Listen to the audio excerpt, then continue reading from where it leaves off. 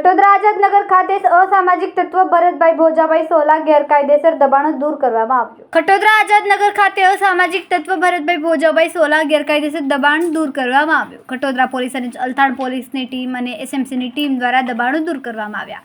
ભરત સોહલા માથાભારે ઈસમ સામે કાર્યવાહી કરવામાં આવી રહી છે. સરકારી જમીન પર ગેરકાયદેસર દબાણ ઊભું કરી દેવામાં આવ્યું હતું. ભરત સોહલા સામે મારામારી સહિત અલગ અલગ 7થી વધુ ગુનાઓ નોંધાઈ ચૂક્યા.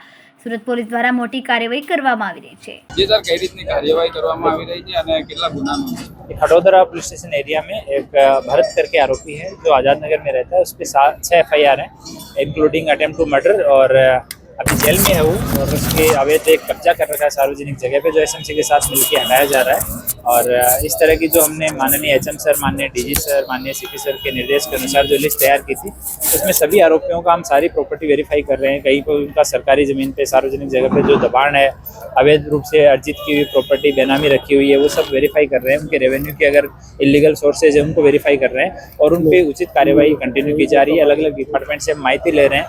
कंसर्न डिपार्टमेंट जो भी होगा उसकी मदद से लीगल प्रोसीजर को फॉलो करते हुए सबके खिलाफ कार्यवाही की जाएगी.